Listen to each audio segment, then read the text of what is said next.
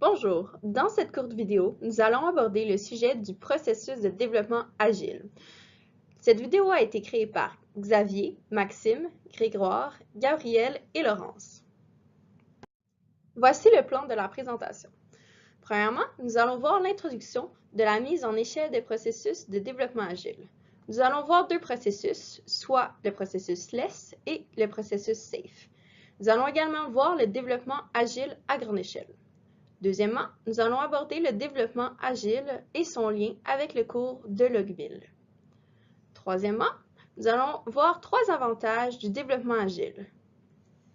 Quatrièmement, nous allons voir trois inconvénients du développement agile.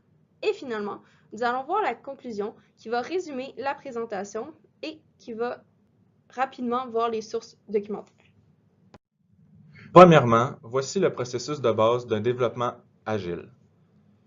Ce sont des cycles de développement itératifs rapides qu'on implémente à un produit fonctionnel.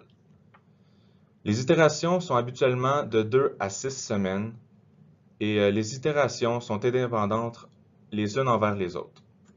Donc, comme vous pouvez voir en bas de la diapositive, chaque itération comprend les exigences, la conception, l'implémentation et les tests. Et on répète ça à chaque fois.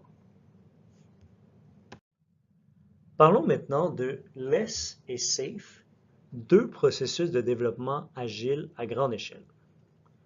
Commençons par LESS. LESS est un acronyme pour Large Scale Scrum. Pour implémenter le processus LESS, il faut changer la structure de l'organisation pour l'adapter au développement agile. Pour ce faire, on va avoir plusieurs équipes qui vont être plusieurs Scrum agiles. Avec LESS, le choix des projets à prioriser est laissé au gestionnaire. Et chaque sprint est considéré comme un cycle de développement en soi. Parlons maintenant de SAFE.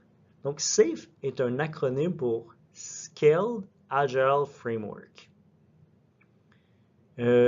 Lors de SAFE, l'implémentation du développement agile dans la structure actuelle de l'organisation peut être faite sans avoir à modifier la structure de celle-ci.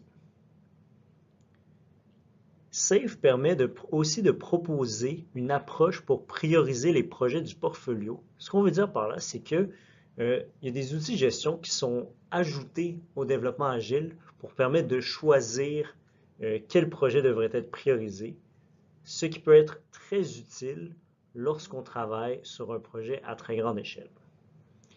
SAFE permet aussi d'avoir des cycles de développement à plus long terme. Donc, les cycles de développement vont être regroupés en 4 ou 5 sprints, ce qui permet d'avoir une vision à plus long terme du développement. Au final, on peut dire que LESS et SAFE sont des processus de développement agile à grande échelle. Cependant, SAFE propose un modèle de gestion plus structuré et plus exhaustif, alors que LESS est plus minimaliste dans son approche et plus pur dans son approche agile. Le développement agile est le lien avec le cours de Logmill. Il y a eu une grande évolution du développement logiciel depuis la création du modèle en cascade. Il y a eu aussi l'émergence du besoin pour un modèle permettant la flexibilité du développement logiciel.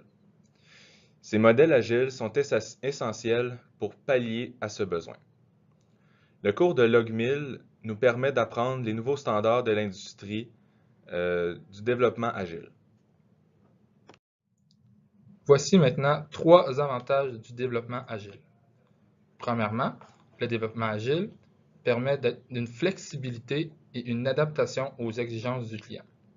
Autrement dit, le client pourrait ajouter d'autres exigences durant le développement du logiciel.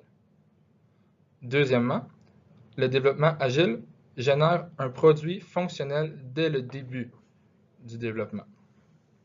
Et troisièmement, le développement agile permet de réduire le temps de mise en marché en développement de façon itérative. Maintenant, voici trois inconvénients du développement agile.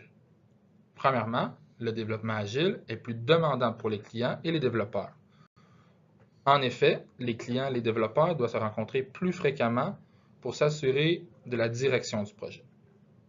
Deuxièmement, le développement agile met peu d'emphase sur la documentation, ce qui est problématique dans un projet à grande échelle. Autrement dit, les nouveaux employés peuvent rencontrer des problèmes à la compréhension du logiciel ou à la gestion de l'architecture. Troisièmement, le développement agile est difficile à orienter dans un projet à grande échelle. En d'autres mots, il y a un potentiel de scope creep. En conclusion, le développement agile est au centre de la gestion de projets au sein des leaders de l'industrie, comme des entreprises comme Spotify, Google et Amazon.